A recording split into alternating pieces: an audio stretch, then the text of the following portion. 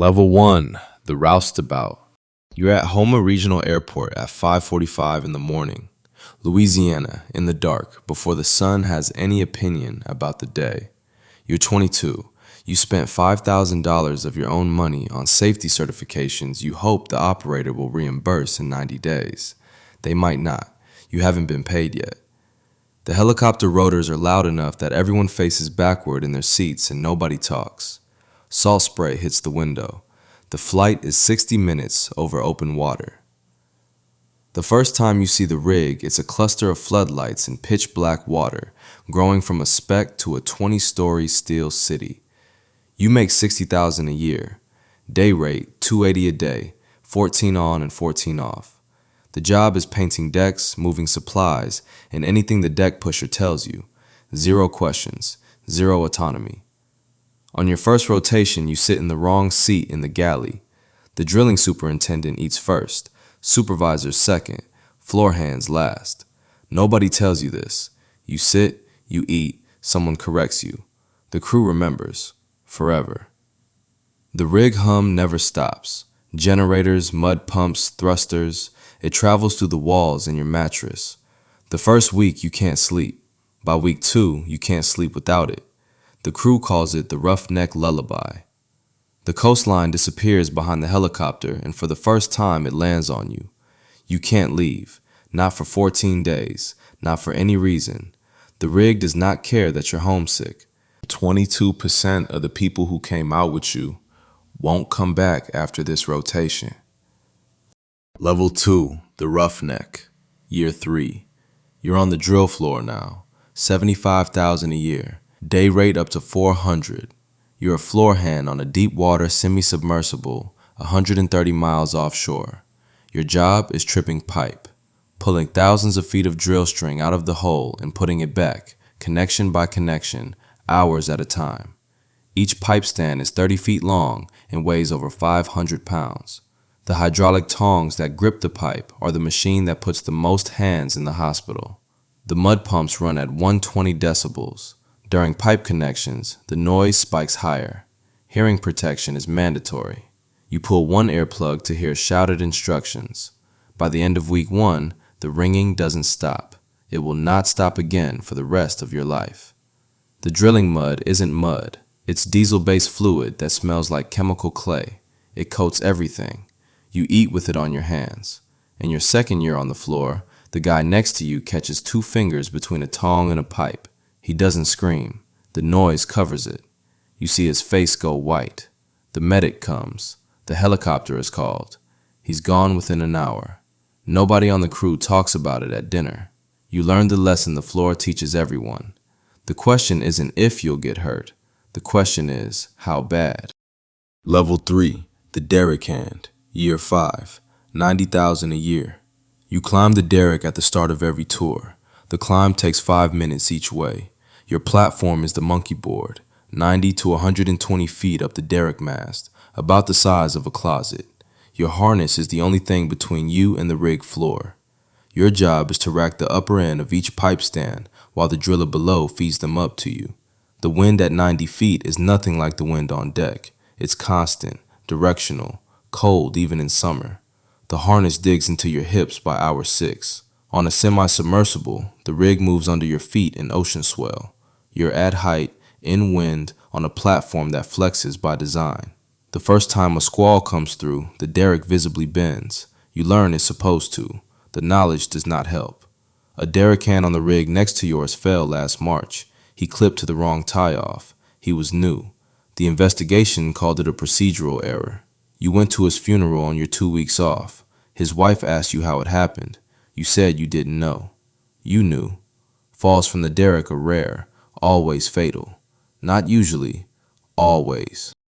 Level 4, the Assistant Driller, Year 7, $130,000. You're in the doghouse now, the driller's control cabin on the floor.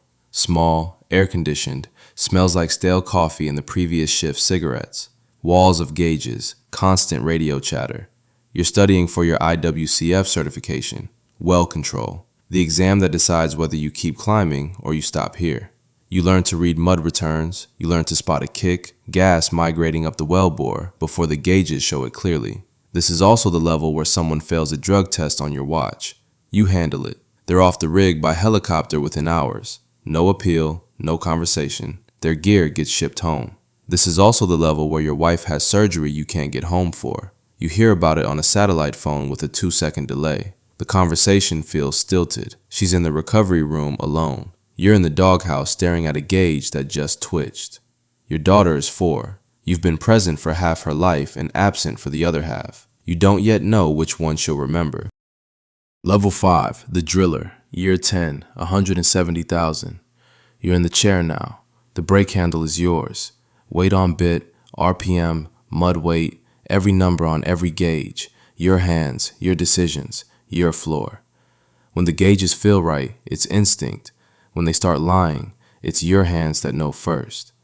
You read the incident report from the rig 200 miles east of you. A kick that wasn't acted on. A pressure test that was misread. The crew waited 45 minutes when they had 3. 3 men died.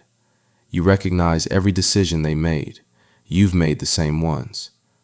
In April of 2010, 41 miles off the Louisiana coast, a drilling crew on a rig called the Deepwater Horizon misread a negative pressure test. Their senior driller protested. He was overruled. They displaced heavy drilling mud with seawater. 45 minutes later, gas, mud, and oil came up the riser.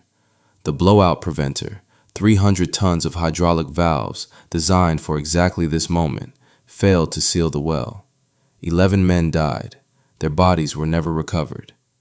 The OIM that night was Jimmy Harrell. He survived. He spent the rest of his life unable to get into a boat. He died in 2021 with fiberglass from the explosion still embedded in his skin.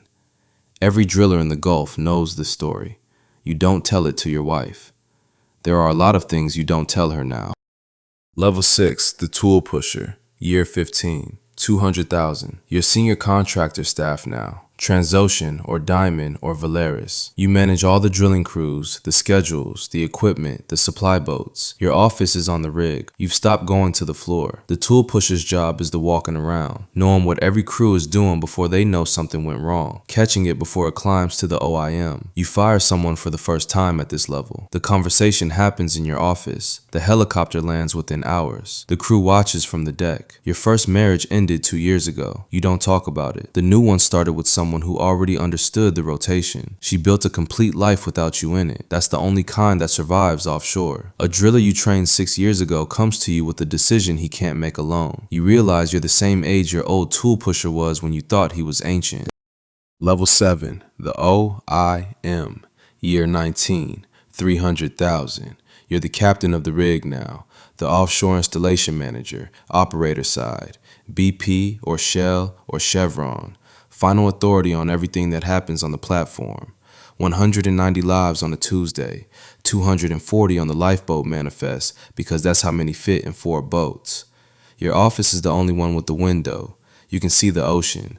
From here, the rig looks like it belongs here. It doesn't. It's fighting the water every second. In June, you make the hurricane call.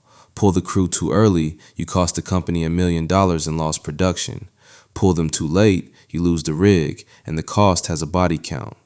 The rig day rate is $400,000. Every hour of non-productive time is sitting in your head while you watch the National Hurricane Center forecast.